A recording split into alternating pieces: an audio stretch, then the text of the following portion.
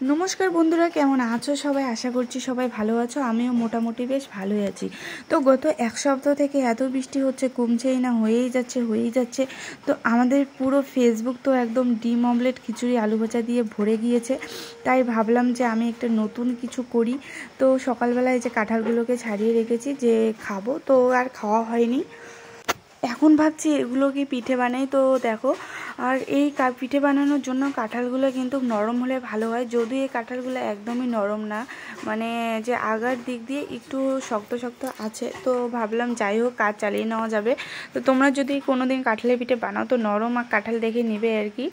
দেখো, তোমরা চাইলে কিন্তু বিচিগুলো প্রথমে আলাদাভাবে আর কি বের করে নিতে পারো, কিন্তু আমি আর কি শর্টকাট কাজ করতেছি, কারণ এভাবে যখন হাত দিয়ে আমি পেস্ট করব তখন কিন্তু বিচিগুলো অটোমেটিক বের হয়ে আসবে। তাই আলাদা করে সময় নষ্ট করার কোনো দরকারই নেই। তো এখানে আমি একটা ছোট আর কি প্লাস্টিকের চঙে এই যে করে নিলাম পেস্ট, আর এভাবে কিন্তু কাঁঠালের আর কি রসটা বেরোবে। ঠিক এভাবে সবগুলো কাঁঠাল আমি কিন্তু এভাবে ছাড়িয়ে নেব। আর হ্যাঁ, আমি কিন্তু এখানে কোনো রেসিপি শেয়ার করছি না, যেহেতু আমার কোনো রেসিপির এটা চ্যানেল নয়। তো মানে ভাবলাম যে বানাচ্ছি যখন একটু তোমাদের সাথে শেয়ার করি। তো আমার এখানে কাঁঠালের পিঠা বানাতে লাগবে মানে 1 কাপ চিনি আর সামান্য একটু লবণ। লবণটা কিন্তু এই পিঠাতে খুবই কম লাগে। আর 2 বাটির মতো আটা নিব। মানে তোমরা যতগুলো বানাবে সেভাবেই আর কি করবে। তো দেখো, প্রথমে কাঁঠালের আর কি রসগুলোতে আমি আর কি আটাটা দিয়ে দেবো। এখানে আমি হাত দিয়ে মেপে আর কি 4 বার দিচ্ছি। তারপর 1 কাপ চিনি দেবো। কাঁঠালে যেহেতু আমার প্রচুর মিষ্টি, তাই ছোটো কাপ দিয়ে 1 কাপ চিনি হলে হয়ে যাবে। তোমরা তোমাদের কাঁঠালের মিষ্টি অনুযায়ী কিন্তু চিনিটা দিয়ে দেবে। আর বারবার বলছি, এই পিঠায় কিন্তু লবণটা আর কি খুবই কম লাগে। আর এখানে যদি চাও তোমরা একটু আর কি মুহুরি, তারপর কালো জিরা কিন্তু আর কি অ্যাড করতে পারো। আমি এসব কিছুই দিব না, কারণ আমার আর কি এমনি ভালো লাগে খেতে। আর এটা কিন্তু কোনো ব্লেন্ডার দিয়ে ভালো হবে না। এই পিঠাটা সবচেয়ে আর কি হাত দিয়ে মাখানোটা ভালো হয়।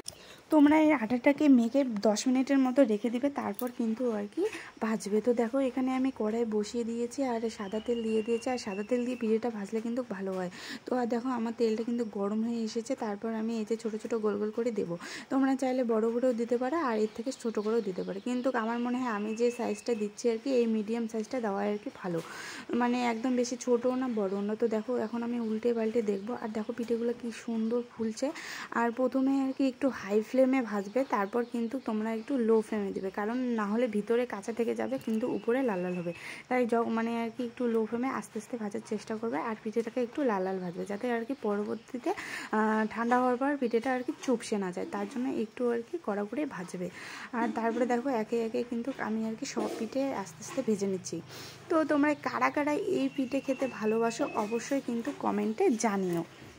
খুব সহজ পদ্ধতিতে আর খুব তাড়াতাড়ি এই পিঠেটা বানানো যায়, আর খাওয়াও কিন্তু খুব মজাদার।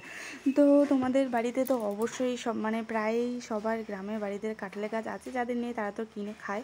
তো এই পিঠেটা আমার বানাতে আর খেতে কিন্তু খুবই ভালো লাগে। দেখো কি সুন্দর একদম ফুলেছে। আর এই যে এখানে যেটাতে আর কি রাখবো, সেটাতে না একটা পেপার নাহলে টিস্যু পেপার পেতে নেবে, যাতে আর কি তেলটা টানে নেয়, কারণ এটা মানে প্রচুর তেলের জিনিস। তো এখানে একটু আর কি সে করে নিলে ভালো হয়। তো যেহেতু আমার কাছে টিস্যু নেই, তাই পেপার দিয়ে আর কি কাজ চালিয়ে নিচ্ছি।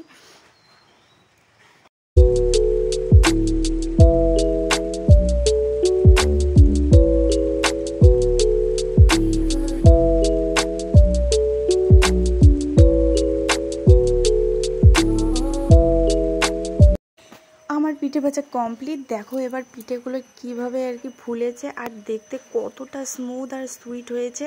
আর খেতে কিন্তু ভীষণ টেস্টি হয়েছিল বন্ধুরা। তো কেমন লাগলো আমার ভিডিওটা অবশ্যই কিন্তু কমেন্টে জানিও। আর কারা কারা এই পিঠে খেতে ভালোবাসো অবশ্যই কিন্তু আমাকে জানিও।